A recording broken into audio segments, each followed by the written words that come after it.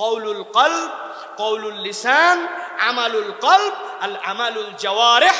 আপনার জন্য প্রকাশ্য আমলও আপনাকে করতে হবে। আমার সালাতের হিসাব আমি দেব এত সোজা কথা নয়। আপনাকে সালাত প্রকাশ্য ইবাদত, সালাত পড়তে হবে। জিহাদ প্রকাশ্য ইবাদত, জিহাদ করতে হবে। ইহসান ইলাল খালক, মানুষের প্রতি দয়াদ্র দেখানো, এটা দেখানোর আপনাকে দেখাতে হবে। এই চারটার সমষ্টির নাম হচ্ছে ইবাদত। আল্লাহ বলছেন, আমি তোমাকে বলছিলাম না আল্লাহর ইবাদত ছাড়া শয়তানের ইবাদত করবে না? এখন যে এই চারটার বাহিরে যাবে ইবাদত করবে, কিন্তু এটা শয়তানের হয়। নামাজ পড়তেছে উপরে, কিন্তু ভাবতেছে আমি নেতা মানুষ, যদি নামাজ না পড়ি মানুষ বলবে বেনামাজি, ভোট দিবে না। উনি আল্লাহর জন্য নামাজ পড়ে না, নামাজ পড়ে ভোটের জন্য। আসসালামু আলাইকুম ওয়া রাহমাতুল্লাহি ওয়া বারাকাতুহু।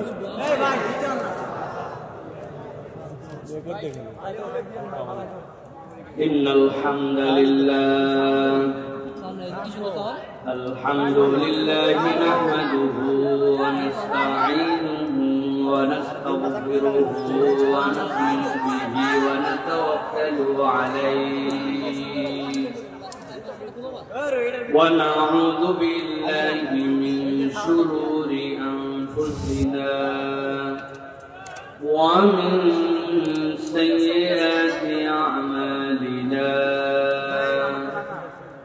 মান ইয়াহদিল্লাহু ফালা মুদিল্লা লাহু ওয়া মান ইউদ্লিল ফালা হাদিয়া লাহু।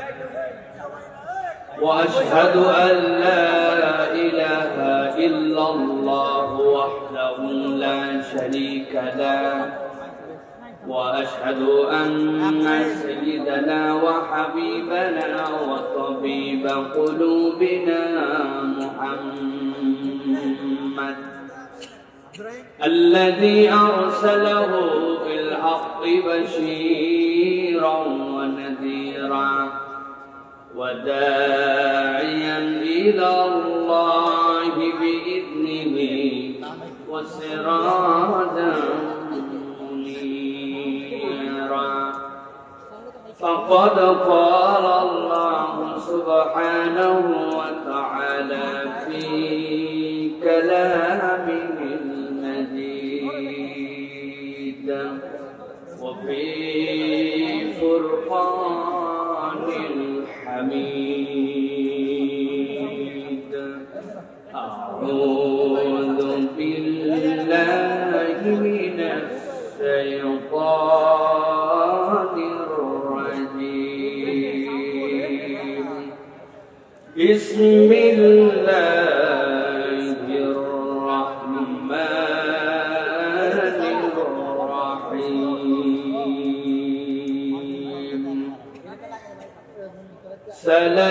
سلام قولا من رب رحيم.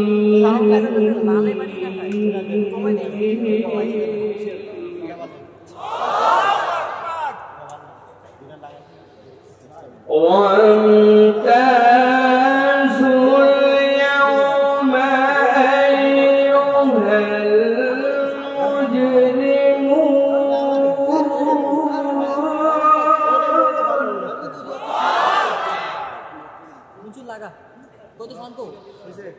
ألم أعهد إليكم يا بني آدم ألا تعبدوا الشيطان.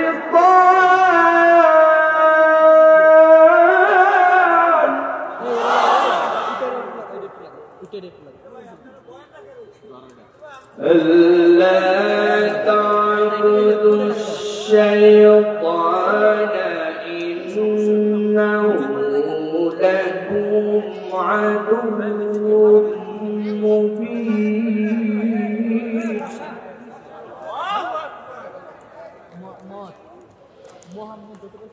ألم أعهد إليكم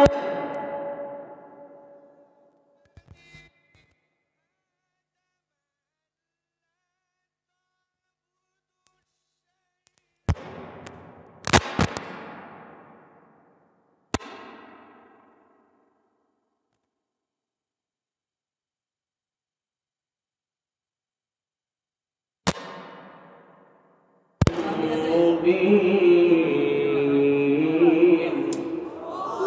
وأن اعبدوني هذا صراط مستقيم. وقال الله سبحانه وتعالى آمرا ومخبرا إن الله وملائكته يصلون على النبي يا أيها الذين آمنوا صلوا عليه وسلموا تسليما. প্রিয় ভাইরা, তাহলে আমরা কোরআনুল কারীম থেকে কিছু কথা শুনতে চাই। রাজি আছেন ইনশাআল্লাহ? বেশিক্ষণ না, যে কয় আয়াত এই কয় আয়াত বলতে হলে আমি যা পড়ালেখা করছি বিকাল থেকে, এই পড়ালেখাটুকু বলতে হলে আমার 3-4 ঘন্টা লাগবে। আমি বিকাল 4টা থেকে পড়ালেখা শুরু করছি, আগের দিনও পড়ছি, নোট করছি। এরকম না যে আমার অসীম জ্ঞান। এই জন্য আমি যেখানেই যাই অন স্ক্রিপ্টেড কথা বলার জন্য চেষ্টা করি। তা আমার যা পড়ছি তাতেই তো দেখছি সুবহানাল্লাহ মিনিমাম 4 ঘন্টা লাগে। আমার তো এত সম্ভব না। 30 থেকে 40 মিনিট আমরা একটু কথা শুনবো। থাকবে আলহামদুলিল্লাহ। হাত নামান। শয়তান আছে আর কোনাবাড়ি পার, ঠিক কিনা? কারণ আল্লাহু আকবারের স্লোগান শয়তান পছন্দ করতে পারে না। এই জন্য আল্লাহু আকবারের স্লোগান যাদের পছন্দ হয় না, বুঝবেন এরা শয়তানের খালাতো মামাতো ফুফাতো ভাই। আল্লাহু আকবারের স্লোগানের সাথে যাদের সম্পর্ক নাই, তাদের সাথে বাংলার মুসলমানের কোনো সম্পর্ক নাই। রাজি তো প্রিয় ভাইরা? চলেন তাহলে এবার আমরা সরাসরি কোরআনুল কারীমের মধ্যে প্রবেশ করব। আয়াত বাই আয়াত জাস্ট একটু করে অনুবাদ আর অল্প একটুখানি কিছু কথা এখান থেকে আমরা শুনে যাওয়ার জন্য চেষ্টা করব। আর দেরি না করে বিতাড়িত শয়তান থেকে আশ্রয় প্রার্থনা করে দাঁড়ায় বসে, জায়গা পাইছেন পান নাই, দূরে কাছে যে যেখানে, সকলে একসাথে পড়েন আউযু বিল্লাহি মিনাশ শাইতানির রাজিম বিসমিল্লাহির রাহমানির রাহিম ওয়া ইয়াকুলুনা মাতা হাযাল ওয়া'দু ইন কুনতুম সাদিকিন মা ইয়ানজুরুনা ইল্লা সাইহাতান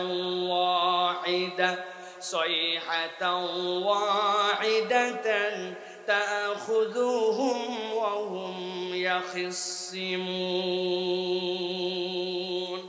আল্লাহ রাব্বুল আমিন বলছেন, ও আমার হাবিব, আপনি যখন দ্বীনের দাওয়াত নিয়ে মক্কার কাফের মুশরিকদের কাছে গেলেন, আপনি যখন দ্বীনের কথা তাদেরকে বুঝালেন, ঈমানদারদের মধ্যে থেকে আল্লাহ যাদের অন্তরে হেদায়েত দিয়ে দিলেন, ওই মানুষগুলা দ্বীনের দিকে চলে আসলো। কিন্তু যাদের অন্তর বক্র, যাদের হৃদয়ের মধ্যে আল্লাহ আলো দেন নাই, ওই মানুষগুলা নানান ধরনের বিভ্রান্তিকর প্রশ্ন আপনার কাছে করতে শুরু করলো। এর মধ্যে একটা প্রশ্ন তাদের ছিল, আপনি বারবার বলেন পরকাল আছে, সেই জায়গায় যাওয়ার পরে হিসাব নিকাশ হবে, পরকাল নামক একটা দিবসে সকলকে উঠতে হবে, আল্লাহর সামনে মুখোমুখি হতে হবে। আল্লাহ নবী এমনি এমনি এটা বলেন নাই। আল্লাহ নবী সাল্লাল্লাহু আলাইহি ওয়াসাল্লাম বুঝে চুঝে আল্লাহর পক্ষ থেকে এটা বলেছিলেন।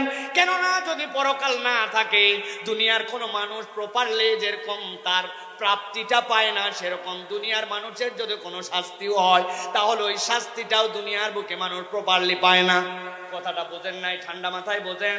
দুনিয়ার বুকে কোনো একটা মানুষ 3টা মানুষকে হত্যা করে ফেলেছে। একজনার ফুপা, একজনার খালু আর একজনার বাবা। এক ব্যক্তি 3 মানুষকে হত্যা করার পরে বিচার হয়েছে। বিচার হওয়ার পরে যিনি দায়িত্বে ছিলেন তিনি সঠিকভাবে তদন্ত রিপোর্ট করেছেন, যিনি বিচারক ছিলেন তিনি সঠিক বিচার করেছেন, তার হত্যার জন্য ঘোষণা হয়ে গেছে। যেই না ওই ব্যক্তিকে কোনো একদিন রাত্রে 12টা 1 মিনিটে ফাঁসি দেওয়া হয়েছে। এই খবর শোনার পরে যেই লোকের বাপ মার ছিল, ওই লোক খবর পায় লাফ দিয়ে উঠে বলছে, আমি আমার বাপ হত্যার বিচার পেয়ে গেছি। এখন এখন যার ফুপা মারা গেছে আর খালু মারা গেছে, ওই দুইজন খবর পাইছে, পাওয়ার পরে বলছে কি রে মারলই লোক তিনজন, আর ওই লোক বলার বাপের হত্যার বিচার পাইছে। বিচারকের কাছে যাওয়া কঠিন, কোন কৌশলে যদি বিচারকের কাছে যেও পড়ে, যাওয়ার পরে যদি বলে বিচারক তিনজন লোককে মেরেছিল, আপনি তাকে হত্যার রায় দিয়েছেন, খুব ভালো কথা, কিন্তু যেই লোকের বাপ মারা গিয়েছিল ওই লোকের দ্বারা ওই লোক বলছে ন্যায় বিচার পাইছে, তাহলে আমার খালু আর ফুপার কি হলো, আপনি একটু বিচার করে দেন। ঠান্ডা মাথায় বুঝে থাকলে বলেন তো, দুনিয়ার কোনো মানুষকে একবার যদি ফাঁসি দেওয়া হয়, ওই ফাঁসি দেওয়ার পরে দুনিয়ার কোনো আদালত বা দুনিয়ার কারো ক্ষমতা আছে নাকি দ্বিতীয়বার ওই ব্যক্তিকে জীবন দিয়ে তার বিচার করা? ভালো করে এই জন্য বোঝেন, দুনিয়ায় আপনার প্রাপ্তি হোক অথবা শাস্তি হোক, প্রপারলি কখনো বিচার হয় না। এই জন্য কিয়ামত বা পরকাল এইটা আপনার আমার জীবনের অন্যতম অনুষঙ্গ। এই দিবস আছে, আমরা ঈমান আনি, কিন্তু আল্লাহর নবীর কাছে এসে একজন বলল, একদল লোক বলতে শুরু করলো মা ইয়ানজুরুন, আল্লাহ রাব্বুল আলামিনের কাছে জিজ্ঞাসা করতেছে নবীর মাধ্যমে, ওয়া ইয়াকুলুনা মাতা হাদাল ওয়াদু ইন কুনতুম সাদিকিন, সত্যই যদি কিয়ামত হয়ে থাকে কখন সেইটা বলেন, টাইম কখন? অনেক দিন ধরে বলতেছেন কিয়ামত হবে, কিয়ামত হবে, পরকাল নামক একটা দিবস হবে, ওই দিবসটা কখন? নবীজি সাল্লাল্লাহু আলাইহি ওয়াসাল্লামের কাছে যখন এই জিজ্ঞাসা করা হলো, হাদিস আমাদেরকে বলতেছে আল্লাহ নবী সাল্লাল্লাহু আলাইহি ওয়াসাল্লামের কাছে এসে ইমানদারদের মধ্যে থেকেও কতক সাহাবায়ে কেরাম এরকম প্রশ্ন করেছিলেন। এক সাহাবী এসে বললেন, হাদিসের মধ্যে আসে আন্না রাজুলান সালান নবী সাল্লাল্লাহু আলাইহি ওয়াসাল্লাম, আর একজন ব্যক্তি এসে নবীজিকে জিজ্ঞাসা করলো, মাতাসা ইয়া রাসূলুল্লাহ, ইয়া হাবিবাল্লাহ, কিয়ামত কখন অনুষ্ঠিত হবে? নবীজি সাল্লাল্লাহু আলাইহি সাল্লাম বললেন, ক্বালা মা আ'দাত্তা লাহা, তুমি যে কিয়ামত কখন হবে জিজ্ঞাসা করছো, এই বেটা কিয়ামতের জন্য কি প্রস্তুতি নিয়েছো তুমি? লোকটা দমে গেল, দমে যে বলতেছে, ক্বালা মা আ'দাত্তু লাহা মিন কাসীরি সালাতিন ওয়ালা সাওমিন ওয়ালা সাদাকাতিন ইয়া রাসূলুল্লাহ, অনেক নামাজ, অনেক রোজা অথবা অনেক সাদাকা আমার আমল নামায় নাই, এইরকম কোনো প্রস্তুতি নিতে পারি নাই। তাইলে যে জিজ্ঞাসা করতেছো কখন কিয়ামত, তাইলে তোমার প্রস্তুতি কি? লোকটা লাফ দিয়ে উঠে বলল, ওয়ালাকিন্নী উহিব্বুল্লাহ ওয়া রাসূলাহু, আমার সালাম বড় সংক্ষেপ, কিন্তু ইয়া রাসূলুল্লাহ, আমি আল্লাহ এবং আল্লাহ রাসূলকে ভালোবাসি।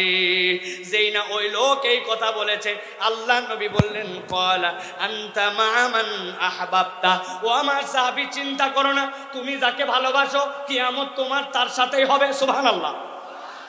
এখন আপনার আমার হাসর নাসর যদি আল্লাহ নবীর সাথে হয়, আপনার আমার তো চিন্তা থাকার কথা নয়, কেননা নবীজি সাল্লাল্লাহু আলাইহি ওয়াসাল্লামকে আমরা ভালোবাসি। সাহাবায়ে কেরাম বলতেছেন, ফাকুলনা ওয়া নাহনু কাযালিক, একজন বলল, ইয়া রাসূলুল্লাহ, ওই লোক তো বলছে সে নাকি আল্লাহ তার রাসূলকে ভালোবাসে, কিন্তু আপনার কাছে একটু জিজ্ঞাসা, আমরাও তো আপনাকে ভালোবাসি, আমরাও কি তাহলে আপনার সাথে থাকবো কিনা? নবীজি বললেন, নাম। সাহাবায়ে কেরাম বলতেছেন, ফাফারিহনা ইয়াউমা ইদিন ফারহান শাদীদা, আমাদের জীবনে যত আনন্দের দিন ছিল, আল্লাহ নবী যেই দিন বলেছেন যার হাসর তার সাথে হবে যেই ব্যক্তি যাকে ভালোবাসবে, আর আমরা নবীকে ভালোবাসি, আমাদের হাসর নাসর নবীজির সাথে হবে, ওর থেকে আনন্দের দিন আর আমাদের জীবনে ছিল না। সুবহানাল্লাহ। এবার আপনাদের কাছে জিজ্ঞাসা করতে চাই, আমি সহ আমরা কি আমাদের নবীকে ভালোবাসি? কথা বলেন, ভালোবাসি? আমরা কি আল্লাহকে ভালোবাসি?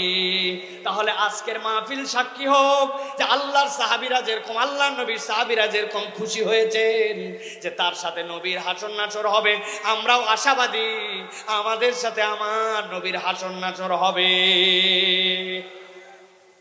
চলেন 2 নম্বর আয়াতে, যেই না তারা জিজ্ঞাসা করলো, ওয়ায়াকুলুনা মাতা হাদাল ওয়াদু ইন কুনতুম সাদিকিন, যদি সত্যবাদী হয় বলো কখন তোমাদের পক্ষ থেকে সেই কিয়ামতটা কবে হবে?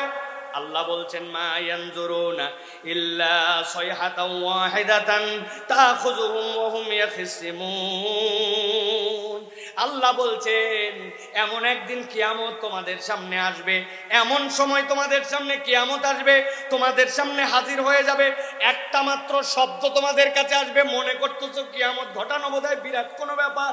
আল্লাহ বলছেন এটা বিরাট কোনো ব্যাপার নয়, একটা কেবল নাদ তোমাদের সামনে আসবে। আল্লাহ বলছেন ওয়াহুম ইয়াখিসিমুন, তারা বিতর্কের মধ্যে থাকবে, বোঝার আগেই তাদের মাথার উপরে কিয়ামত আল্লাহ এনে দিবেন।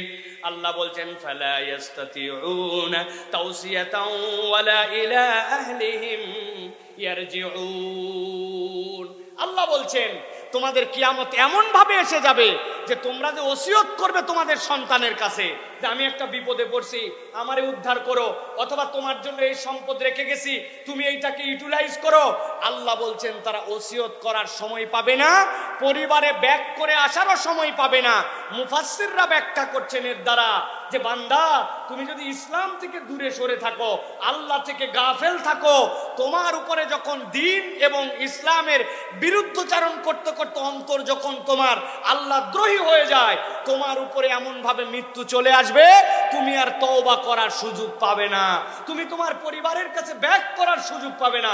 আল্লাহ বলছেন আল্লাহর কাছে এই মৃত্যু দেওয়াটা কোনো ব্যাপারই নয়, এটা এক মুহূর্তের মধ্যে বান্দাদের সামনে হাজির হয়ে যেতে পারে।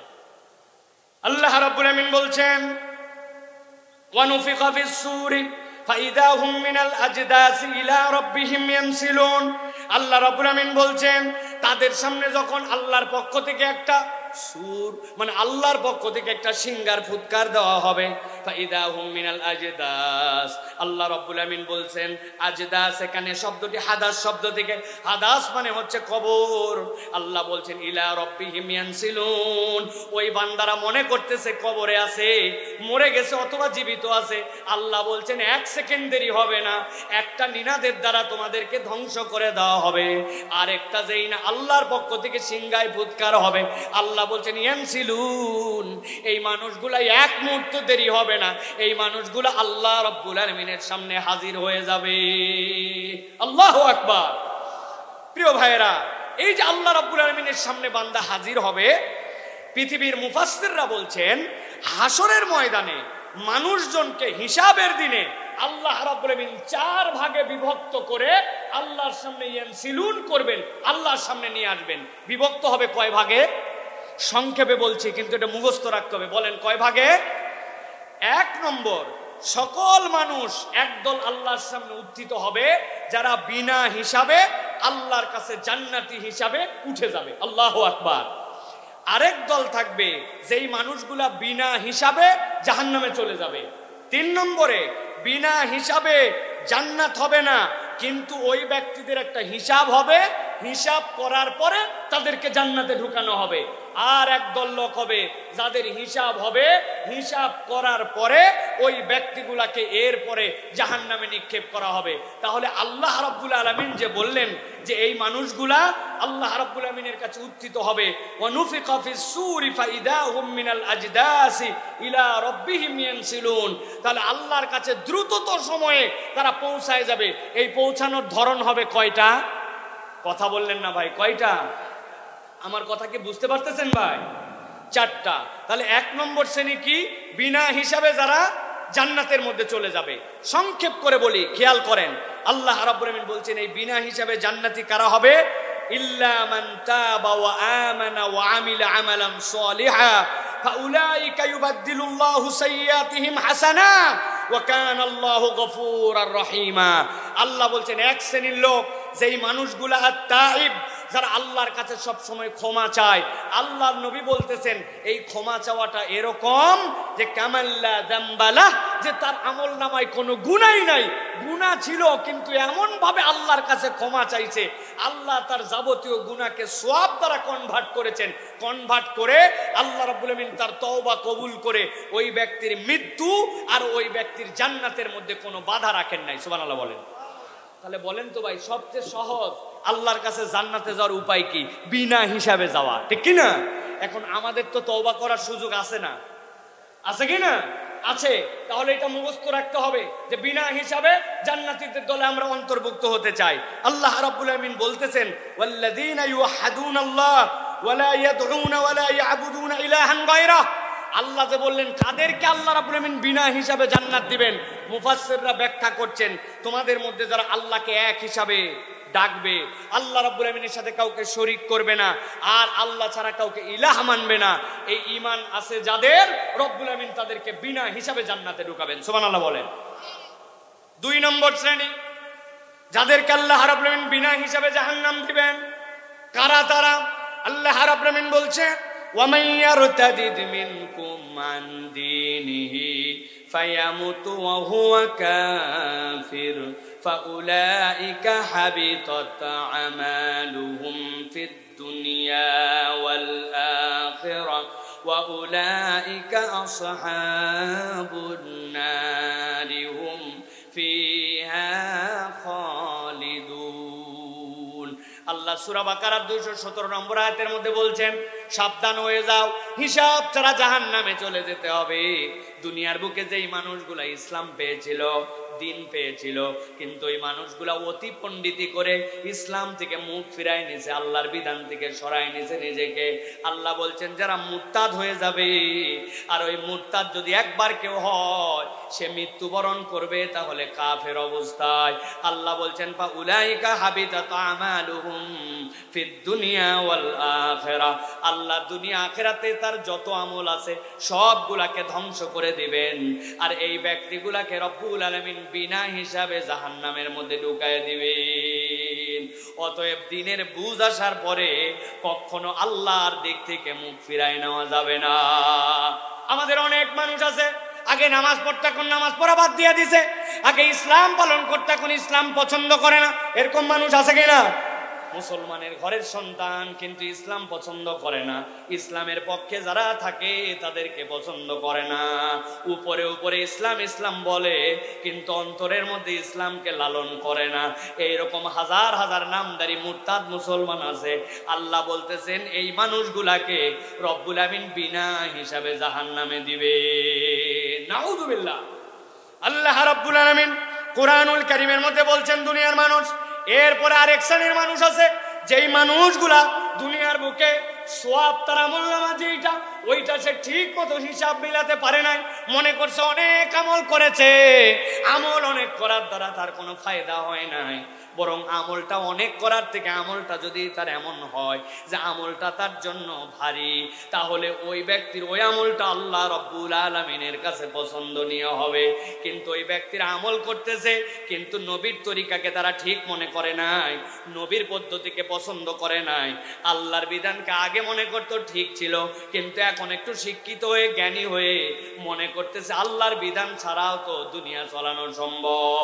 আল্লাহ বলতেছেন হাজার সে নিজেকে মুসলমান দাবি করুক না কেন, ওই ব্যক্তিটা আল্লাহর কাছে প্রকৃত ঈমানদার হতে পারে না। আল্লাহ রাব্বুল আলামিন এই জন্য বান্দাদেরকে বুঝ দিচ্ছেন, দুনিয়ার মানুষ ভালো করে বোঝো, সওয়াব তোমার যেটা হবে এইটা তোমার আমলনামার মধ্যে পরিমাণে বেশি নয়, বরং তোমার আমলনামার মধ্যে এটা ভারী হতে হবে, সওয়াবটা যেন তোমার আমলনামার মধ্যে ভারী হয়। রব্বুল আমিন বলছেন বান্দা যদি তার সওয়াবকে আমলনামার মধ্যে ভারী হিসাবে দেখতে চায়, তাহলে আপনার আমার প্রত্যেকটা আমলের সাথে কমসে কম 3টা গুণ যুক্ত হওয়া লাগবে। আমল অনেক দেখাচ্ছে লাভ নাই, আমলটা ওজনদার যদি করতে চায় আল্লাহর কাছে, তাহলে এটা মর্যাদা পাবে। কেউ যদি তার আমল ওজনদার করতে চায়, 1 নম্বর তার দায়িত্ব হবে ঈমান সহ বান্দার আমল করা লাগবে। আপনার ঈমান নাই, আপনার যত আমল করেন না কেন আল্লাহ রাব্বুল আলামিনের কাছে ওই আমলের দাম নাই, ঠিক কি না? আমাদের মধ্যে অনেক মানুষ আছে তার যে ঈমান নাই এইটা তার বোঝার মতো যোগ্যতা নাই, কথাবার্তা আচরণে সে ঈমান থেকে খারেজ হয়ে গেছে। নামাজের ইসলাম পছন্দ করে, রোজার ইসলাম পছন্দ করে, যাকাতের ইসলাম পছন্দ করে, কিন্তু যেই না বলা হয় আল্লাহ রাব্বুল আমিন চোরের বিধান দিয়েছেন কোরআনের মধ্যে, আল্লাহ রাব্বুল আমিন জিনার বিধান দিয়েছেন কোরআনের মধ্যে, আল্লাহর আইন দিয়ে আল্লাহর এই দুনিয়াটাও চলুক, ওই ব্যক্তি তখন পছন্দ করে না। এই রকম নামদারি নামাজি হাজী সাহেব গাজী সাহেব আমাদের সমাজে আছে কিনা? ভালো করে এটা পরিষ্কার করতে হবে। তাহলে আমলকে ভারী করতে হলে ঈমান লাগবে। 2 নম্বর কি লাগবে? যে আমলকে যদি ভারী করতে চাই তাহলে নিয়তটাকে বিশুদ্ধ করা লাগবে। নিয়ত কি করা লাগবে? বিশুদ্ধ নিয়ত লাগবে। নিয়ত যদি সহি না হয় তাহলে আমাদের জন্য এটা আল্লাহ রাব্বুল আলামিনের কাছে ওজনদার আমল হবে না। আর 3 নম্বর যে আপনাকে আমলটা করতে হবে নবীজি সাল্লাল্লাহু আলাইহি ওয়াসাল্লামের পদ্ধতি অনুযায়ী। নবীর পদ্ধতিতে আমল না হলে ওই আমলে ওজন হয়, বুঝে বলেন হয়? এটা যারা বলছেন হয় না, এই মানুষদের মধ্যেও আমাদের মধ্যেও ঝামেলা আছে। ভাই আপনাদের কাছে একটু জিজ্ঞাসা করি, আপনারা জীবনে জানাজার নামাজ পড়ছেন ভাই? ঈদের নামাজ, বুঝে বলেন ঈদের নামাজ। এখন বলেন তো ভাই, ঈদের নামাজ বড় হয় নাকি আমাদের জুম্মার নামাজ বড় হয়? জুম্মার নামাজের জামাত বড় না ঈদেরটা? কথা বলেন। ডান পাশে যারা আছেন ভাই আপনারা একটু বলেন না, ঈদের জামাত বড় না জুমা? এখন জুমার দিনে জুমার আজান হয়, আপনি এখন বলছেন ভাই নবীজি সাল্লাল্লাহু আলাইহি ওয়াসাল্লামের সময় পরিবেশ পরিস্থিতি ভিন্ন ছিল, কিন্তু আমাদের সমাজের পরিবেশ পরিস্থিতি ঘনবসতি, বিরাট লোকজন, হাজার হাজার গার্মেন্টস, লাখ লাখ মানুষ, অতএব আমরা এখন থেকে ঈদের দিনের নামাজের জন্য আজান দিব এবং একটা একামত দিয়ে নামাজ পড়ব যাতে করে মানুষের নামাজ কোনো মিস না হয়। আপনারা রাজি? কেন রে ভাই? আজান দেওয়া খারাপ না ভালো কাজ? একামত দেওয়া খারাপ না ভালো কাজ? তা আপনারা কি জন্য ঈদের দিনে আপনারা নামাজের আজান দিবেন না? বলবেন হুজুর এইগুলো আলগা যুক্তি দিয়েন না, নবীজি সাল্লাল্লাহু আলাইহি ওয়াসাল্লামের সময় ঈদের নামাজের আজান হয় নাই, একামত হয় নাই, আমরা দিব না। আচ্ছা ঠিক আছে, মেনে নিলাম। এবার বলেন তো ভাই সিজদা দেওয়া ভালো কাজ না খারাপ কাজ? কথা বলেন। ভালো কাজ। তো আমরা জুমার দিনে যে নামাজ পড়ি সাপ্তাহিক সবচেয়ে শ্রেষ্ঠ নামাজ, আমরা নবীজি সাল্লাল্লাহু আলাইহি ওয়াসাল্লামের সময় সাহাবায়ে কেরাম ছিলেন আদুল, নবীরা ছিলেন মাসুম, তারা 2 রাকাত নামাজে দুইটা দুইটা করে 4টা সিজদা দিয়েছেন, গুনাহই নাই উনাদের 4 সিজদার। আমাদের গুনাহ খাতায় ভরপুর। জুমার দিন আমরা নামাজে আসি একটু মন ভরে নামাজ পড়ব, এখন থেকে প্রত্যেক রাকাতে 4টা করে সিজদা দিব। যারা যারা রাজি আছেন হাত তুলুন। কেউ নাই? আচ্ছা 4টা না দেয় 3টা তো দিবেন আপনারা, না 3টা দিবেন না? কেন দিবেন না? বলবেন হুজুর এই সকল আলগা ওয়াজ বাদ দেন, নবীজি সাল্লাল্লাহু আলাইহি ওয়াসাল্লাম কিভাবে নামাজ পড়া লাগবে আমাদেরকে দেখাই দিয়ে গেছেন। জুমার দিনে সিজদা দেওয়া যত ভালো কাজ হোক, আমি কখনো 4 সিজদা দিব না। যেই লোক নামাজের মধ্যে 4 সিজদা দিবে না, যেই লোক ঈদের দিনে আজান দিবে না, যেই লোক ঈদের দিনে একামত করবে না, কেননা এটা নবীর তরিকার বাহিরে, ওই লোকে এমন এমন কাজ করে যেটা নবীর তরিকার নাই। আমরা আবার বললে উল্টা আবার ইমাম সাহেবের চাকরি নাই। নামাজের পরে বলছে মুনাজাত করা লাগবে, বলছে নবীজি জীবনে সম্মিলিতভাবে সাহাবায়ে কেরামকে নিয়ে মুনাজাত করে নাই, বলছে আমার হুজুর বুঝে নাই, আগের ইমাম বুঝতো না, কোথার থেকে ইমাম নিয়ে আসছে? ইমাম খেদা আছে কি না? কেন নবীজি সাল্লাল্লাহু আলাইহি ওয়াসাল্লাম করেন? উনি যুক্তি দিয়ে বলছে আপনি ঈদের আজান দিবেন না, কিন্তু আপনি নামাজের পরে সম্মিলিত মুনাজাত ছাড়বেন না। আছে কি না এরকম লোক? বহু এরকম লোক পাওয়া যাবে। অতএব আজকে ভালো করে জেনে নেন, আমলের ওজন যদি বাড়াতে চান ঈমান লাগবে, আর আপনার জন্য নিয়ত সহি করা লাগবে, আর 3 নম্বরে নবীর তরিকায় হতে হবে। এর বাহিরে যদি হয় ওই আমল আল্লাহর কাছে গ্রহণ হবে না।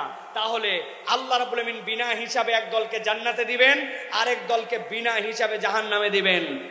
আল্লাহ রাব্বুল আমিন বলছেন فأما من ثقلت موازينه فهو في عيشة راضية। রব্বুল আমিন বলছেন তোমাদের মধ্যে যাদের ওজনটা ভারী হয়ে যাবে, রব্বুল আমিন ওই মানুষগুলাকে আল্লাহ রব্বুল আমিন জান্নাতের মধ্যে দিবেন। কোন মানুষ? তারা যাদের আমলনামার মধ্যে গুনাহ ছিল, যাদের আমলনামার মধ্যে অপরাধ ছিল, কিন্তু ওই মানুষগুলা কখনোই আল্লাহদ্রোহী হয় নাই অথবা আল্লাহকে অস্বীকার করে নাই। আল্লাহ ওই বান্দাগুলার হিসাব নিবেন, তবে হিসাবের মধ্যে 3 গ্রেডের মধ্যে যদি বান্দা টিকে যায়, রব্বুল আমিন ওই বান্দাগুলাকে ক্ষমা করে দিয়া ওই বান্দাগুলার জন্য জান্নাতে যাওয়ার ব্যবস্থা করে দিবেন। সুবহানাল্লাহ। আপনি অনেক সময় বাজারে মাছ কিনতে যান, ভালো করে বোঝেন আমরা কোন আয়াতের মধ্যে আছি। ফালা ইয়াস্তাতিউনা তাওসিয়াতাও ওয়ালা ইলা আহলিহিম ইয়ারজিউন। আল্লাহ রাব্বুল আমিন এই আয়াতে কারিমার আলোকে ভালো করে বোঝেন। আল্লাহ বলছেন আমার সামনে তোমরা উদিত হবে।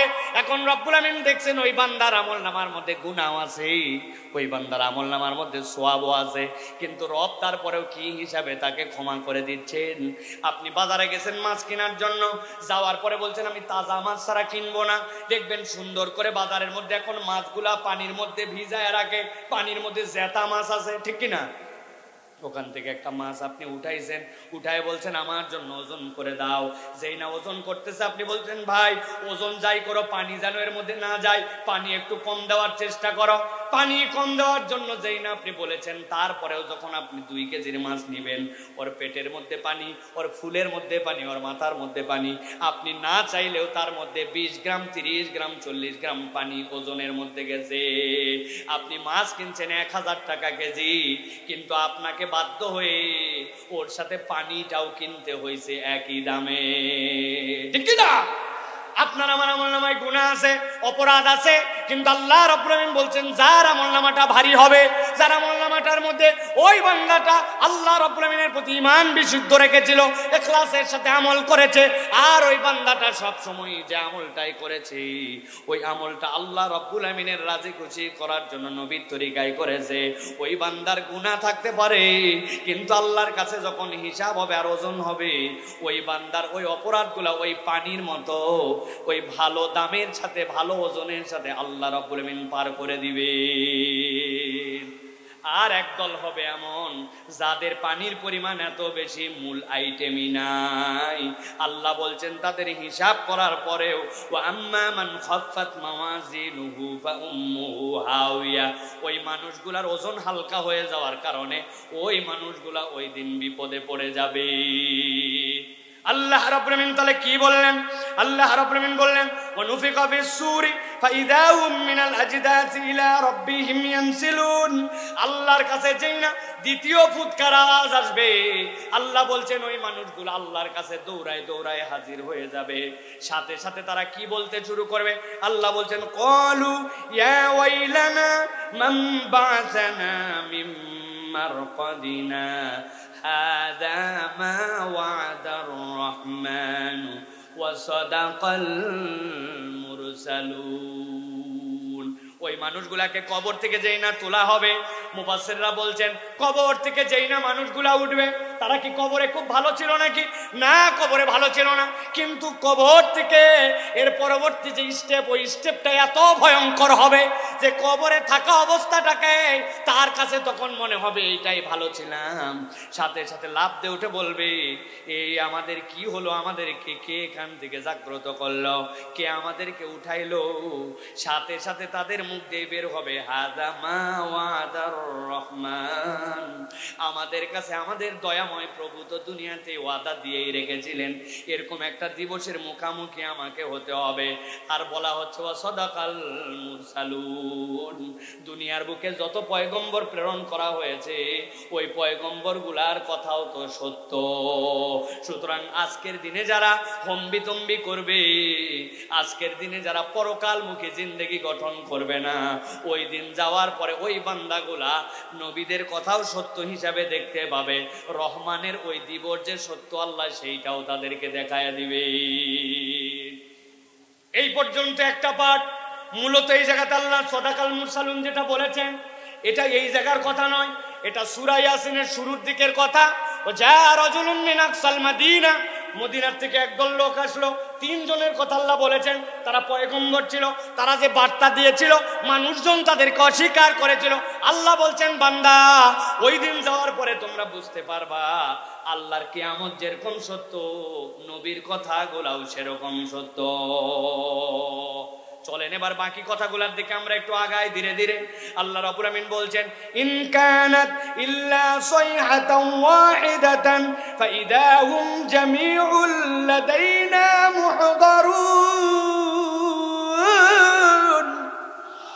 আমার রাব্বুল আমিন বলছেন যেই না ওই মানুষগুলা সাথে সাথে কিয়ামতের ময়দানে উঠলো, আল্লাহ রাব্বুল আমিনের কথা যে সত্য তারা বুঝতে পারলো।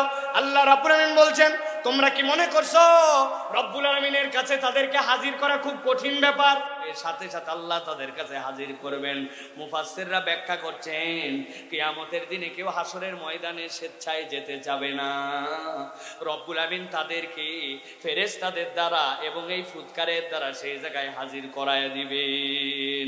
আল্লাহ রব্বুল আমিন এই জন্য বলছেন, তোমরা যে জিজ্ঞাসা করতেছো আর মনে মনে ভাবতেছো এই দুনিয়াটা মস্ত বড়, যেমনি ইচ্ছে তেমনি চলো, কিয়ামত কবে হবে দেখা যাবে নি। আল্লাহ বলছেন এরকম চিন্তা করো না। তাফসিরে তাবারির ভিতরে আসছে আল্লাহ জিজ্ঞাসা করেছেন এই আয়াতের দ্বারা মূলত, ওয়ালা ইন সাআলতাহুম মান নাযালা মিনাস সামাই মাআন ফাহিয়া বিহিল আরদা মিন বাদি মাউতিহা লায়াকুলুন্নাল্লাহ। আল্লাহ বলছেন তোমার সামনেই তো তুমি জমি পড়ে থাকতে দেখো, জমির মধ্যে এমন ভাবে খটখটা, এর মধ্যে কিছু হওয়াই সম্ভব না মনে হয়, অথচ অবাক হয়ে দেখা যায় আসমান থেকে বৃষ্টি আসছে। কোথায় ছিল তার অঙ্কুর, কোথায় ছিল তার চারা? ময়দানটা ঘাসে ঘাসে ভরে গেছে। এমনও তো দেখা যায় যেইগুলা বিলের মধ্যে বিল শুকায় যায়, যেই না নতুন করে পানি আসে কোথার থেকে যেন রেণু আর পোনা এসে বিলকে বিল মাছ দিয়ে ভরে যায়। আল্লাহ বলছেন আসমান থেকে পানি দিয়ে যেই আল্লাহ এক মুহূর্তে তোমার সামনের জমিনকে জীবন দিয়ে দিতে পারেন, ওই আল্লাহর কাছে তুমি মৃত হওয়ার পরে হাজির করানো একটা শব্দের দ্বারা কোনো কঠিন বিষয় নয়। ঠিক কি না ভাই? এই দুনিয়াতে যদি আমরা দেখি আমাদের চলা, আমাদের লাইফস্টাইল, আমাদের যত ধরনের যা দেখতেছি, এইগুলার মধ্যে যে এখন দৈন্যতা, এইগুলার মধ্যে যে উদাসীনতা, এটার অন্যতম কারণ আমাদের পরকালহীন জিন্দেগি। ঠিক কি না? এই জন্য সালাফরা উদাহরণ দিতেন। আমি আমার ভাষায় অনেক সময় বলি দুনিয়া লাগবে কি লাগবে না, দুনিয়া লাগবে কি না ভাই? দুনিয়া লাগবে, কিন্তু দুনিয়া লাগাতে যে যদি আমরা এমন আচরণ করি যে আমরা দুনিয়া আখিরাত উভয়টাই হারাই ফেলি, তাহলে বড় বিপজ্জনক। এক লোক নাকি বলছে আই লাভ ইউ ওয়াটার। কি বলছে? একজন বলছে ব্যাককল মানুষ বলে আই লাভ ইউ ওয়াইফ, তুই বলিস আই লাভ ইউ ওয়াটার। বলছে না বলে উপায় আছে, আমি একজন জেলে মানুষ, আমি নৌকা চালাই পানিতে, আমি মাছ ধরি পানিতে, আমার জীবিকা সবগুলা পানিতে, আমার থেকে পানির মর্যাদা কে বোঝে? I love you water. এখন যেই লোকের কাছে এই কথা বলছে ওই লোক একটু ঘাড় তেরা ছিল। ও বলছে ব্যাককল, যাকে তুই ভালোবাসিস ভালোবাসার লোকের সাথে মিলন হওয়া লাগে। তুই থাকিস এই কোণার মধ্যে উঠে বসে নৌকার মাথায়, আর পানি থাকে কত নিচে, তাহলে তোর সাথে ভালোবাসার মিলন হলো কেমনে? কি করা লাগবে? এই ধর তোর হাতে একটা শাবল দিলাম, এই শাবল দিয়ে নৌকার তলা ফুটা কর। বলে ফুটা করলে কি হবে? গল গল করে পানি উঠবে, পানির সাথে তোর মিলন হবে। এইসা পানির প্রেমী ও এক শাবল দিয়ে নৌকার তলার মধ্যে দিছে ফুটা করে, গল গল করে নৌকা দিয়ে পানি উঠতেছে, আর উপরে বসে থাকে উনি বলতেছে আই লাভ ইউ ওয়াটার। বুঝে থাকলে বলেন তো ভাই, নিজের নৌকার তলা ছিদ্র করে যদি বলে আমি পানিকে ভালোবাসি, তাহলে ওই নৌকা সহ, ওই লোক সহ, জাল সহ ডুববে না বাঁচবে? ভালো করে বুঝে রাখবেন, সারা জীবন উদাহরণটা মনে রাখবেন। সালাফরা বলতেছেন দুনিয়া তোমার লাগবে, কিন্তু তোমার যে অন্তর, ওই অন্তরটা যদি ফুটা করে ওর মধ্যে দুনিয়া ঢুকাও, তাহলে তোমার দুনিয়াও বরবাদ, আখিরাতও বরবাদ। রব্বানা আতিনা ফিদ দুনিয়া হাসানা, আল্লাহ শিখাইছেন, তবে এই হাসানাটা পরকালমুখী, কখনো অন্তর ছিদ্র করে দুনিয়াকে আশ্রয় দেওয়া যাবে না। ঠিক কি না? বলছি তো ঠিক, কিন্তু কাজের বেলায় গেলে তো ঠনঠনা ঠনঠন। নিজের দোকানের সব মাল হালাল বৈধ, কিন্তু এমন দুনিয়াদার বলতেছে ভাই আপনার মতো সেনা লোক বলে কেনা দামে দিলেন। জীবনে দেখে নাই, ওরে বলছে সেনা লোক, দাম দিছে 500 টাকা বেশি, বলছে কেনা দামে দিলাম। হালাল মাল সেনা লোক কেনা দামে বলে হারাম ব্যবসা করে। এরকম লোক গাজীপুর কাশিমপুরে নাই, আছে? আহা, আরো বলে কি, আপনি আমার বোনের কাস্টমার, সকাল 11টা, এর আগে 30টা কাস্টমার গেছে বিক্রির জন্য, বলছে বোনের কাস্টমার মানে প্রথম কাস্টমার, এই জন্য ভাই আপনাকে দিচ্ছি। এমন মৃত্যুক হালাল মাল 2 নম্বর করে, তাহলে ওর অন্তর দুনিয়া ঢুকছে, মাল হালাল, লোক হালাল, কিন্তু তার কার্যক্রমটা হারাম। এরকম লোক আছে কিনা? বুঝে বলেন, আছে কিনা? এত বড় দাড়িওয়ালা চিনেন? এত বড় দাড়িওয়ালা, সুন্দর জুব্বা পরালো, আহা, আপনি জানেন না কি অবস্থা। মুরব্বির কাছে একজন গেছে, যাওয়ার পরে বলছে চাচা বড় বিপদে পড়ছে, 1000 টাকা হাওলাত দেন। বলছে ব্যাককল, হাতে টাকা নাই, সর। বলছে চাচা বিরাট বিপদে আছি, আমার সন্তান অসুস্থ, একটু ডাক্তার দেখানো লাগবে। বলতেছে বললাম হাতে টাকা নেই। খানিকক্ষণ পরে বলছে চাচা আপনি ভুল বুঝছেন, আজকে সোমবার দিন 1000 দেন, আল্লাহ বাঁচালে আগামী শুক্রবার দিন 1250 রিটার্ন। বলছে বেকুব কোথাকার, মানুষের হাতের টাকা থাকে নাকি? বাড়ির চল। বাড়িতে নিয়ে গেছে, বাড়িতে নিয়ে 1000 টাকা বের করে দিছে, দিয়ে বলছে লাগলে আরো বল, তোর চাষিও কিন্তু এই ব্যবসা করে, তবে যা করবি তাড়াতাড়ি কর। মাগরিবের আজান হয়ে গেছে, আমি কিন্তু জামাতে নামাজ ধরবো। আসরের নামাজ পড়ে আসে দাদনে সুদে টাকা লাগায়া মাগরিবের নামাজ আবার জামাতে পড়তে চায়। এত বড় দাড়িওয়ালা টুপিওয়ালা আব্দুল্লাহ আব্দুর রহমান নামধারী এরকম মুসলমান আছে কি নয়? আপনাদের এলাকাও আছে? আমার আল্লাহ রাব্বুল আমিন বলছেন ইন কানাত ইল্লা সাইহাতান ওয়াহিদাতান ফাইযা হুম জামিউল লাদাইনা মুহদারুন। এই বান্দা, একটা শব্দের মাধ্যমে আমার সামনে তোকে হাজির করব, আর তুই আমার হুকুম না মেনে ধান্দাবাজি করে দুনিয়ায় পার পাইছিস। দুনিয়া তোর কয়দিনের রে? পালায় গেছিস না হয় এখন দুনিয়া ছেড়ে, বাংলাদেশ ছেড়ে ওই পারে, কিন্তু কবর থেকে পালানোর সুযোগ আছে নাকি? ব্যাংকে টাকা রাখলাম আমরা, এসআইবিএল এ যাওয়ার পরে বলে 10,000 টাকার উপর দেওয়া যাবে না। আরে কি সাংঘাতিক কথা! কয়েক লক্ষ টাকার লোক 10,000 টাকার উপরে দেয় না, কয় আমার টাকা নাই। টাকা কি হলো? টাকা করছে মানি, এটাকে বলে মানি গেম।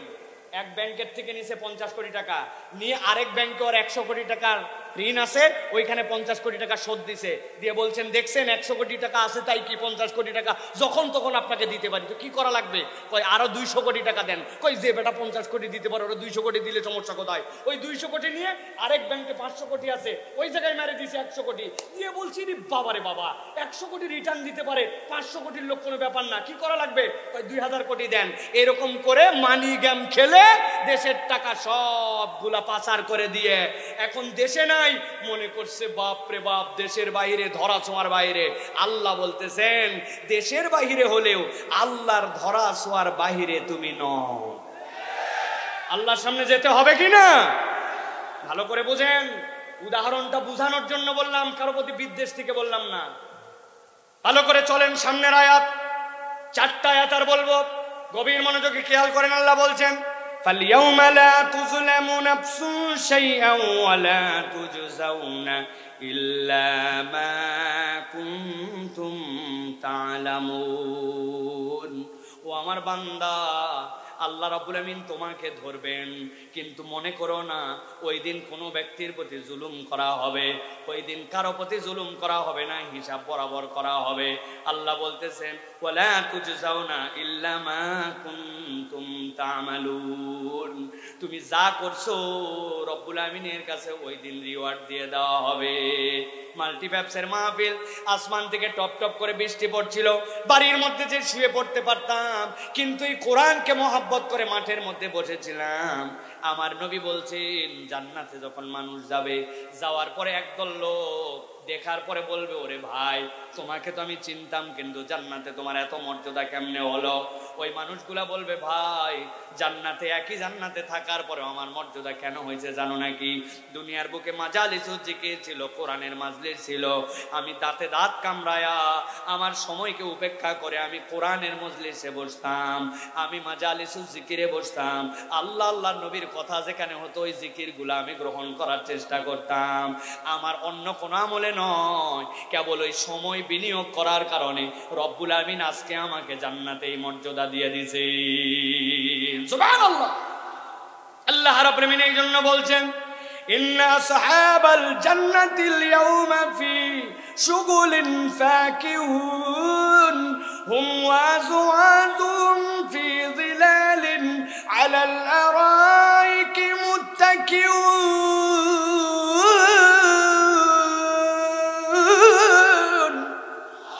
আল্লাহ রাব্বুল আমিন বলছেন আমি আল্লাহ রাব্বুল আমিন হিসাব বরাবর করব। তবে রব্বুল আমিন জানাচ্ছেন ইন্না আসহাবাল জান্নাতিল ইয়াউমা ফি শুগুলিন ফাকিহুন। সুবহানাল্লাহ। আল্লাহ বলতেছে এত মজার তাফসীরের মধ্যে মুফাসসিররা করেছেন। আল্লাহ বলছেন এখানে শুগুলিন ফাকিহুন বলেছেন আল্লাহ, বান্দা জান্নাতে যাওয়ার পরে কখনো তার নিদ্রা আসবে না, আর জান্নাতের মধ্যে সব সময় সে আনন্দে চিত্তে থাকবে। দুনিয়ার বুকে আমাদের এরকম হয়, একটা জিনিস পছন্দ করতে অনেক ভালো লাগছে, কিন্তু এক সময় যে মনছে না আর কত আর ভালো লাগে না। কিন্তু আল্লাহ বলছেন শুগুলিন ফাকিহুন, তারা ফলে ফুলে এমন ভাবে সেই জায়গায় মশগুল থাকবে, আল্লাহ এক মুহূর্তের জন্য জান্নাতের আনন্দ তাদের থেকে দূর করবেন না। ওই ব্যক্তি তারা যারা পরকালকে বিশ্বাস করে দুনিয়ার জীবনটা পরকালের দিকে তাকায়া জ্বালাইছিল। আল্লাহ বলছেন মাল্টিপ্যাপসের মাহফিলে ছেলেরা সামনে আসছে, মেয়েরা কি আসে নাই? অনেক মেয়েরা আসছে। আল্লাহ বলছেন ও মা বোন কান খাড়া করে শোনেন, হুম আজওয়াজুহুম ফি জিলালিন আলাল আরাইকি মুত্তাকিউন।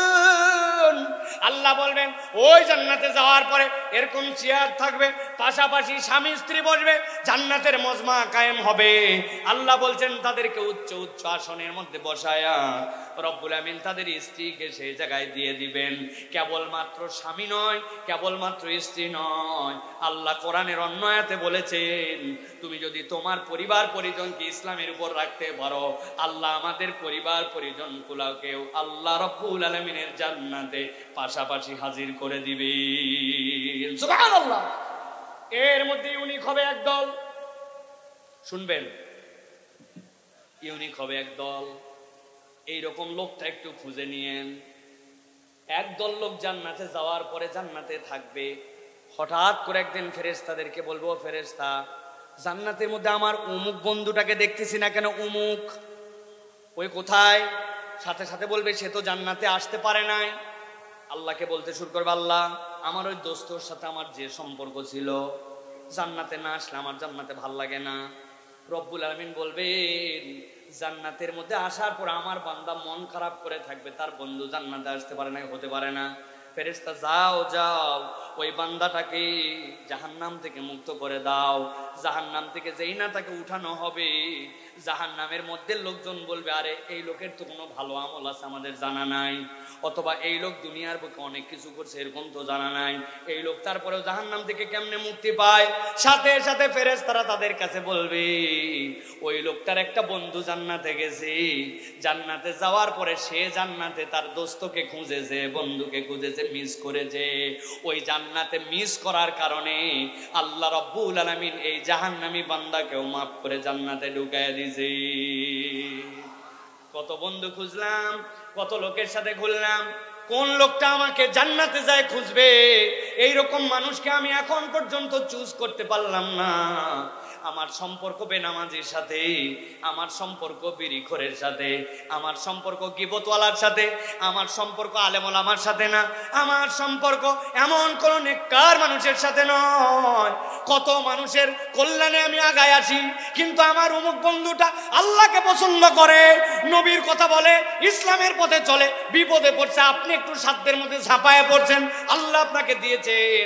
আল্লাহ রব্বুল আমিন যদি এটাকে কবুল করে নেন, ওই জান্নাতে যাওয়ার পরে কিন্তু এরকম বন্ধু আপনাকে খুঁজে নিতে পারে। বলেন তো একটু চিৎকার করে আমাদের এরকম বন্ধু থাকার দরকার আছে কিনা? কথা বলতে হবে, আছে কিনা? দাঁড়ায় যারা আছেন আছে কিনা? কিন্তু বাঙালি বড় চালাক, গভীর চালাক। যেই না আপনি বলবেন এরকম বন্ধুর সাথে তোমার থাকতে হবে, মন খারাপ করে আমাদেরকে বলে হুজুর সমাজটা শেষ হয়ে গেছে, এরকম লোক আর নাই, ভালো মানুষ আর খুঁজে পাওয়া যায় না কিনা? যারা এই কথা বলে এরা টাউট নাম্বার 1। বলবেন হুজুর এত বড় কথা আপনি বললেন ছোট মুখে। আমি এই জন্যই কথা বলি, আপনি বলেন লোক পাওয়া যায় না, এরকম লোক কোথায় পাবো? আমার বক্তব্য হচ্ছে আপনার লোক খোঁজা লাগবে কেন? আপনি আমি যদি এরকম লোক হয়ে যাই তাহলেই তো অন্যজন আমাদেরকে খুঁজে পায়, নিজে হবে না অন্যকে খোঁজে, আছে কি না? আজকের থেকে চিন্তা করেন তাহলে আমার পরিবর্তন দরকার। রব্বুল আমিন প্রত্যেকটা কথা, প্রত্যেকটা বিষয়ে রব্বুল আমিন হিসাব দিবেন, জুলুম করবেন না। আল্লাহ রব্বুল আমিন বলছেন ওই দিন তোমাকে পুরস্কারও দেওয়া হবে, ওয়ালা তুজজাউনা ইল্লা মা কুনতুম তা'মালুন। তুমি যা করেছো সবগুলার পুরস্কার আল্লাহ রাব্বুল আমিন তোমাকে দিয়ে দিবেন। তাহলে আজকের থেকে কি একটা শপথ করতে পারি কিনা, আমাদের মুখ থাকবে কিন্তু আমরা আজকের থেকে আর মিথ্যা কথা বলবো না। রাজি আছেন? মুখ থাকবে আমাদের, মুখ দিয়ে আমরা গালিগালাজ করবো না। রাজি আছেন? গালি না দিলে আবার কেমনে ঢাকার লোক চলে? এই যে ওইখানে গালি দিছে কোনার মধ্যে, এই শুয়োরের বাচ্চা, হুজুর উঠে গেল, তুই কখন ওয়াজে আসবি? নাই, কথায় কথায় আমরা গালি দেই, কথায় কথায় আমরা মুখ খারাপ করি। শালার বেটা বলি, নিজের আপন স্ত্রীকে অনেক সময় মাথা গরম হয়ে গেলে ময়াকার গয়ে দীর্ঘই বলি। বানান করে দিব না ভাই? বানান করা লাগবে না, খবরদার। তাহলে আজকে শপথ নিলাম যে আমরা মুখ থাকবে মিথ্যা বলবো না, মুখ থাকবে গীবত করব না, মুখ থাকবে গালি দিব না। রাজি আছেন ইনশাআল্লাহ? চলেন এবার আর 3টা আয়াত বলবো, চলেন। আল্লাহ রাব্বুল আমিন বলছেন ওই দিন তাদের স্ত্রীকে নিয়ে তারা ওইখানে সুন্দরভাবে তারা উদযাপন করবে, হেলান দিয়ে দিয়ে রব্বুল আমিনের মজলিসের মধ্যে তারা হাজির হবে। আল্লাহ বলছেন লাহুম ফিহা ফাকিহাতু ওয়া লাহুম মা ইয়াদউন। প্রত্যেকটা শব্দ আল্লাহ বেছে বেছে চয়েস করেছেন। আল্লাহ এই জায়গায় বলেন নাই লাহুম ফিহা ফাকিহাতু ওয়া লাহুম মা ইয়াসআলুন। আল্লাহ বলছেন তাদের জন্য ফল থাকবে আর তারা অন্তরে যা চাইবে। ইয়াসআলুন আল্লাহ বলেন নাই। আপনি যদি কোনো কিছু কামনা করেন তাহলে তার পিছনে আপনার প্রচেষ্টা লাগে, কিন্তু আল্লাহ বলছেন ইয়াদউন, ওই বান্দা ডাকতে দেরি হাজির হতে দেরি নাই। সুবহানাল্লাহ। নবীজি সাল্লাল্লাহু আলাইহি ওয়াসাল্লাম জান্নাতের বর্ণনা দিচ্ছেন। এক সাহাবিয়ান লাভ দেশে বলছে, ইয়া রাসূলুল্লাহ, অনেক তো শুনলাম জান্নাতের বর্ণনা, আপনার কাছে কেবল জানতে চাই জান্নাতের মধ্যে অত কিছু লাগবে না, জান্নাতের মধ্যে একটা ইয়ামাহা এফজেডএস মোটরসাইকেল পাওয়া যাবে কিনা? কি কয় হুজুর? নবীজি ওই সময় তো মোটরসাইকেল ছিল না, কিভাবে সাহাবী এই কথা বললেন? হ্যাঁ, ওই সাহাবী ঘোড়া চালাতেন, উনি এসে বলছেন, ইয়া রাসূলুল্লাহ, জান্নাতের মধ্যে ঘোড়া পাওয়া যাবে কিনা? নবীজি বলছেন, হ্যাঁ, না, ঘোড়া পাওয়া যাবে না। একটু আগে আপনি বলছেন ঘোড়া কেন, যা ইচ্ছা তাই পাওয়া যাবে, এখন বলছেন ঘোড়া পাওয়া যাবে না। নবীজি বললেন, ঘোড়া তো পাওয়া যাবে, কিন্তু দুনিয়ার তো এরকম ঘোড়া হবে না। তোমার ঘোড়াটা হবে স্ফটিকের মতো। ওই যে টেবিলের উপর আগে থাকতো এক ধরনের, দেখতেন পেপার ওয়েট, ভিতরে ফুল থাকতো, এপার ওপার দেখা যায়, দেখছেন? আর ঘোড়াটা স্ফটিকের মতো হবে। ওই ঘোড়াটার 70,000 তার পর্দার পাখা হবে। ঘোড়ার পিঠে উঠে একবার তুমি বসে বলবে চল, তোমার চোখের পলক ফেলার মধ্যে আল্লাহ জান্নাতের মধ্যে 70,000 বছরের রাস্তা তোমাকে পার করায় দিবে। এক সাহাবী বলছে, ইয়া রাসূলুল্লাহ, ইয়াং সাহাবী, ওর মোটরসাইকেল লাগবে, আমি ভারী সাহাবী, আমার 4 চাকা লাগবে। আরবের 4 চাকা কি উট? আল্লাহ নবী বুঝলেন আমার সাহাবীদের মনের মধ্যে জোশ এসে গেছে। নবীজির সাথে সাথে বলেন, ও সাহাবীরা, এক একজন তো এক এক কথা এখন বলবে, আমি তোমাদের জন্য কনক্লুশন দিয়ে দেই। নবীজি বললেন, মাল আইনুন রাত ওয়ালা উযনুন সামিআত ওয়ালা খাতার আলা কলবি বাশার। ও আমার উম্মত, তোমার যা কান যে পর্যন্ত শুনেছে, তোমার কানের সৌন্দর্য শোনা যেখানে শেষ, তোমার চোখ যে পর্যন্ত সৌন্দর্য দেখেছে যেখানে দেখা শেষ, আর তোমার অন্তর যে পর্যন্ত কল্পনা করেছে, তোমার অন্তরের কল্পনা যেখানে শেষ, আল্লাহ রাব্বুল আলামিন জান্নাত সেখান থেকে তোমার জন্য দেওয়া শুরু করবে। সুবহানাল্লাহ। ওই জান্নাতে আমরা যেতে চাই তো প্রিয় ভাইয়েরা। আল্লাহ রাব্বুল আলামিন তরিকা বলে দিচ্ছেন এবার, যে ওই জান্নাতে যদি যেতে চাও এই 2টা আয়াত বুঝে নিয়ে বাড়িতে চলে যাও। কেমনে যাবে? গভীর মনোযোগে খেয়াল করেন। আল্লাহ বলছেন, সালামুন কওলাম মির রাব্বির রহিম ওয়ামতাজুল ইয়াওমা আইয়ুহাল মুজরিমুন।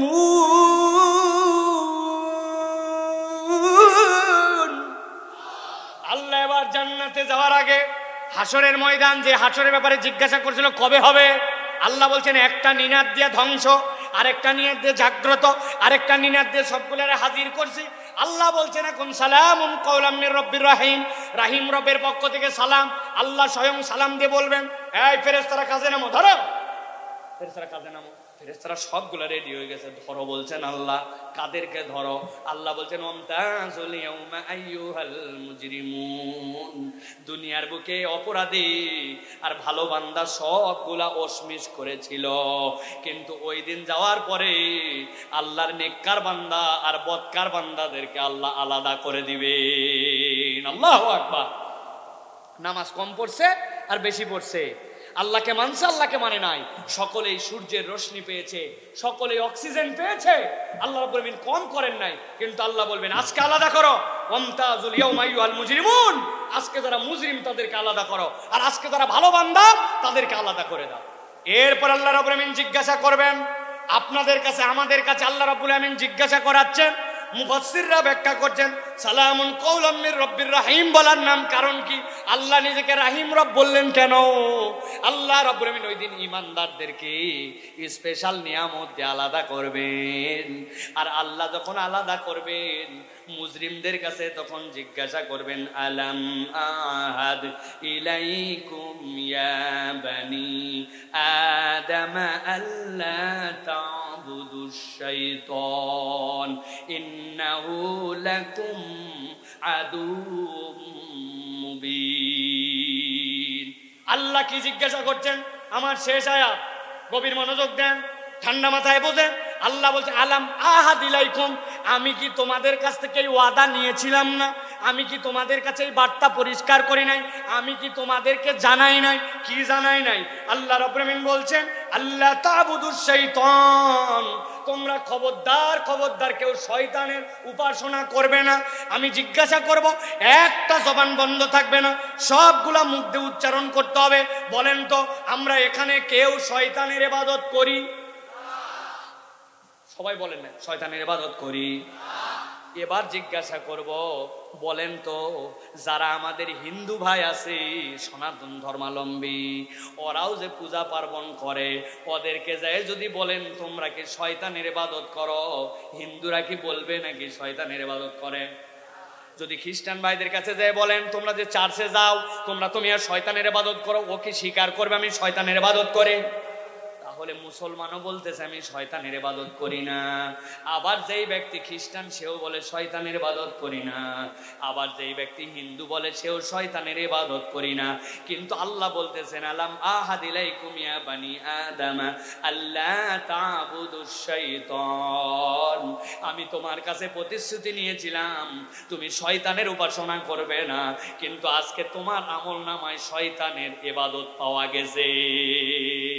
মুফাসসিররা বলছেন সূরা ইয়াসিনের রূহ হচ্ছে দুইটা কথা, এইটা হচ্ছে একটা, আর শেষ আয়াত যেটা আল্লাহ রাব্বুল আলামিন বলেছেন সেইটা ইদা আরাদা শাইআন ইয়াকুলা লাহু কুন ফায়াকুন।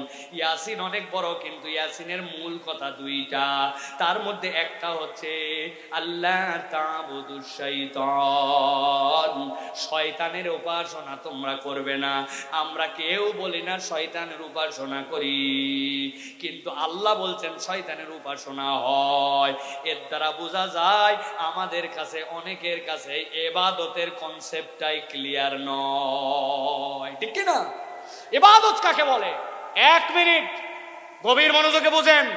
মুফাসসিরিনে কেরাম বলছেন ইসমুন জামিউন লিকুল্লি মা ইউহিব্বুহুল্লাহ ওয়া ইয়ারদাহু মিনাল আকওয়ালি ওয়াল আ'মালিল বাতিনা ওয়াজ যাহিরা। আমল আর ইবাদত বুঝো, ইবাদত হচ্ছে ওইটা যেইটা আল্লাহ রাব্বুল আলামিন পছন্দ করেন, কাজ কথা প্রকাশ্য অপ্রকাশ্য আল্লাহ সন্তুষ্ট হন এরকম কাজ কথা প্রকাশ্য অপ্রকাশ্য, এইটা বান্দা যখন আল্লাহর জন্য ডেডিকেটেড করে ওইটার নাম হচ্ছে ইবাদত। ওইটার নাম কি? আর যদি আল্লাহর জন্য ছাড়া অন্য কারো জন্য হয় ওটা তখন শয়তানের ইবাদত হয়ে যায়। এই জন্য বলা হচ্ছে আন্নাল ইবাদাতি আরবা মারাতিব, ইবাদতের চারটা মারাতেব আছে, চারটা অবস্থা আছে। এক নম্বর কওলুল কলব, আপনার অন্তর থেকে বলতে হবে। আপনি উপরে উপরে ভগিযোগী মুনাফিক না, আপনার অন্তর থেকে স্বীকার করতে হবে যে আপনাকে আল্লাহ রাব্বুল আমিনের হুকুম আহকাম সবগুলোর প্রতি আপনার অন্তর বিশ্বাস করে। দুই নম্বরে আপনাকে কওলুল লিসান, আপনাকে মুখ দিয়ে প্রকাশ করতে হবে আমার ঈমান আমার কাছে আছে, আমার ঈমানের হিসাব আমি আল্লাহর কাছে দিব। উনি আবার হয়েছে বাংলাদেশের শিল্পকলা একাডেমির দায়িত্বশীল বক্কর চক্কর। আল্লাহ আল্লাহ রসুলের হিসাব দিয়ে বোঝেন। আপনার এই কথা অনুযায়ী ইসলাম চলবে না, ইসলামের কথা অনুযায়ী আপনাকে চলতে হবে। মনে করেন না যে একটা রেজিমকে পরিবর্তন করে আপনাদের 5টা গোলাম আমরা হয়েছি। এদেরকে যেরকম পতন করানো হয়েছে, ইসলামের বিপক্ষে চললে, কথা বললে, ইসলামের বিপক্ষে আঙ্গুল তুললে, আপনাদেরকেও এদেশের মুসলমানরা এক মুহূর্তে বিদায় করে দিতে কখনো এক পা পিছু পা হবে না। হিসাব করে চলেন, ভালো করে বোঝেন। মারাতিবুল ইবাদাহ 4টা, আপনার কথা অনুযায়ী হবে না। অন্তরে বিশ্বাস করতে হবে, মুখ দিয়ে প্রকাশ করতে হবে, তারপরে আপনাকে আমালুল কলব লাগবে। অন্তরের কতকগুলো আমল আছে, এইগুলো আপনাকে অন্তর দিয়ে আমল করতে হবে। অন্তরে দেখা যায় না, আল্লাহকে ভয় করেন।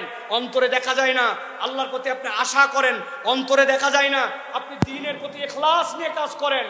মাল্টিফ্যাব চিন্তা করছে এত বড় একটা প্রতিষ্ঠান, একটা ওয়াজ না দিলে হয়, আমাদের ইজ্জত থাকে বছরে, ওই জন্য একটা দিয়ে দেখালাম, দেখ কত বড় আয়োজন করি। আল্লাহ মাফ করুক, ওনাদের অন্তরে এইটা নাই। কিন্তু এইটা কি অন্তর ছাড়া বাহির দিয়ে দেখানো যায়? এটা অন্তরের। এই জন্য ইবাদতের অংশটা বোঝেন। কওলুল কলব, কওলুল লিসান, আমালুল কলব, আল আমালুল জাওয়ারিহ। আপনার জন্য প্রকাশ্য আমলও আপনাকে করতে হবে। আমার সালাতের হিসাব আমি দেব, এত সোজা কথা নয়। আপনাকে সালাত প্রকাশ্য ইবাদত, সালাত পড়তে হবে। জিহাদ প্রকাশ্য ইবাদত, জিহাদ করতে হবে। ইহসান ইলাল খালক, মানুষের প্রতি দয়াদ্র দেখানো, এটা দেখানোর আপনাকে দেখাতে হবে। এই 4টার সমষ্টির নাম হচ্ছে ইবাদত।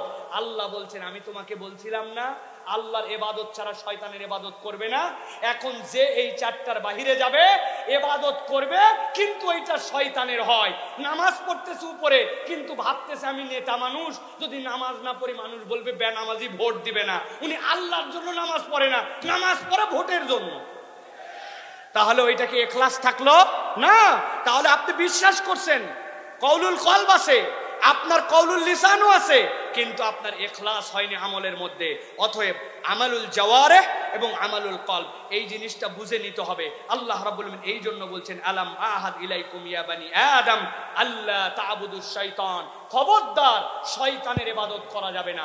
আল্লাহ ছাড়া যা কিছু ওইগুলা শয়তানের জন্য আপনার। এই জন্য আল্লাহ রাব্বুল আলামিন বলছেন, ইন্নাহু লাকুম আদুউম মুবিন। শেষ কথা আজকের, শয়তান হচ্ছে তোমাদের জন্য প্রকাশ্য শত্রু। কেমন শত্রু? মুখ দিয়ে উচ্চারণ করে বলেন, কেমন শত্রু? সবাই বলে নাই, লাস্ট চান্স দিলাম। শয়তান কেমন শত্রু? এই কথা এমনি এমনি জোরে বলাই নাই, শয়তান প্রকাশ্য শত্রু বলছি। কারা কারা এবার শয়তান দেখছেন হাত তুলুন। কেবল বললেন আপনি প্রকাশ্য শত্রু। প্রকাশ্য শত্রু মানে তো দেখা লাগবে, এটার মানে বুঝতে হবে, এটার মানে বুঝতে হবে। আমি ছোট্ট একটা উদাহরণ দিয়ে কথা শেষ করি প্রিয় ভাইরা। কথা আরো অনেক ছিল, কিন্তু রাত গভীর হয়ে গেছে, 12টার কাছাকাছি, আর কথা বলা উচিত হবে না, এই জন্য শেষ করে দিচ্ছি। তাছাড়া কথা আরো ছিল।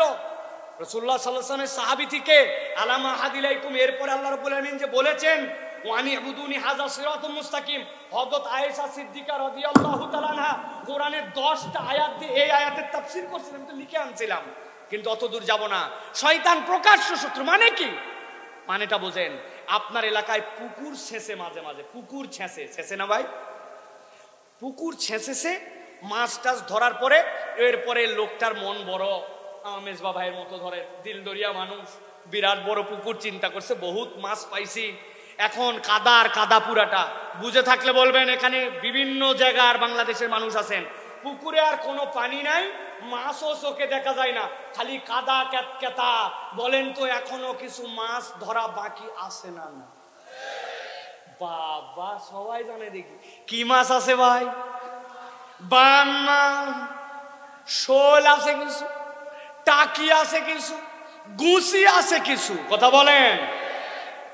এখন সবাই মিলে ছেড়ে দিছে, ছেড়ে দেওয়ার পরে সবাই এখন যাওয়ার পরে হাসতায় হুস্তায় মাছ ধরতেছে। 10 বন্ধু মিলে মাছ ধরে, অনেকেই গুছি তুলে, তারা বায়াম তুলে, অনেকেই ওর মধ্যে থেকে বায়াম তুলে, আর এক দোস্তর কপালে কোনো মাছই নাই। অনেকক্ষণ মন খারাপ, আর যারাই মাছ তোলে মাছ আঙ্গুল দিয়ে কাদা মুছে একটু ঝাড়া দিয়ে দেখায়। ওই দোস্ত অনেকক্ষণ পরে নিচে হাত দিছে, হাত দিয়ে ধরছে, যেই ধরেই বলতেছে আল্লাহ যে এতক্ষণ দেয় নাই, ভালোই করছে, কারণ তোরা এতক্ষণ যা ধরছিস আর আমি যে গোছ ধরছি, এতে বুঝছি তোদের 10টার সমান আমার একটা। এখন চিন্তা করছে এতক্ষণ ওরে দেখায় দেখায়, যারা মাছ দেখায় দেখায় ওরে মজা নিছে, ওর তো মনের মধ্যে ঝাল আছে, ও এখন মাছ তোলার আগেই ধরে বলছে, এই এই এই দেখ দেখ তাকায় দেখ কি তুলি। লোকজন চিন্তা করছে, হায় হায় এতক্ষণ টিটকারি করলাম, বড় মাছটা শোলটাই বোধহয় ওর হাতে বাজছে। সাথে সাথে ও ধরে টান দে আল্লাহর নামে মুখের সামনে তুলে। বুঝে থাকলে বলেন তো কি উঠাইছে? একটা মুখ বন্ধ রাখবেন না, বলেন কি উঠাইছে? কিন্তু বলেন তো বা যে সাপটা উঠাইছে ওই সাপটা কি সাপ? ধরা। কামড়ালেও বিষ লাগে না, যদি কামড়া একটু গোবর লাগাই দিলে সাইরে যায়। কিন্তু ধরা সাপ হলে হবে কি, উঠানোর পরে ওই শত্রু আমি আল্লাহ জানাই রাখলাম, দেখতে পাও না, কিন্তু শয়তানি যারা করে, শয়তানের পদঙ্ক যারা অনুসরণ করে, সেটা কম হোক বেশি হোক, কোন অজুহাতে ইমানদার গ্রহণ করতে পারবে? একটু করলে কি হবে? আছে না ভাই? খবরদার এই কথা বলা যাবে না। একটু করলে কি হবে বললে বিপদের বাজার হবে।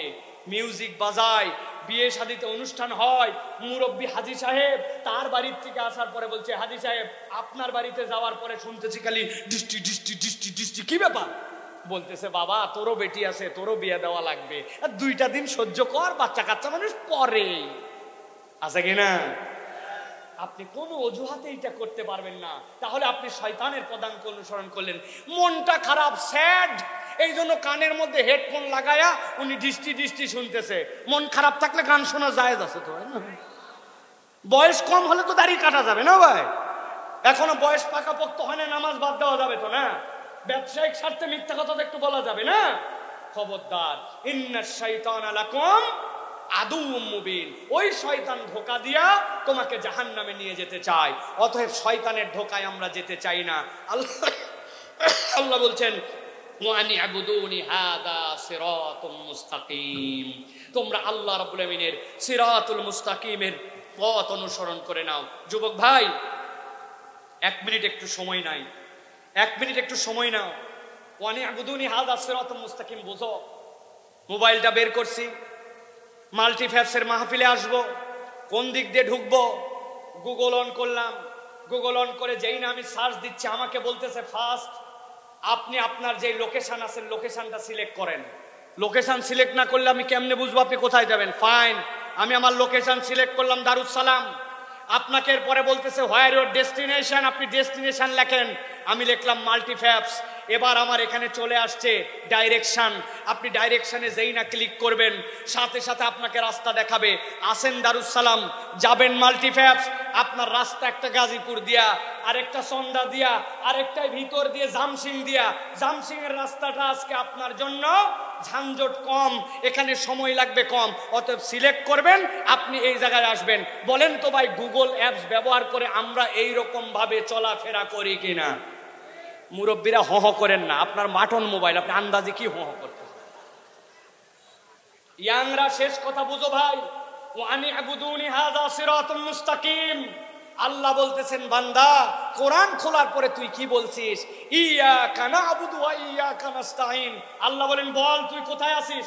বলে, আল্লাহ আমি তোমারই কেবল ইবাদত করি, তোমার কাছেই কেবল সাহায্য চাই। আল্লাহ বলছেন, দ্যাটস গুড, হয়ে গেছে, তোর লোকেশন আমি জেনে ফেলছি বান্দা, এখন বল কি চাস?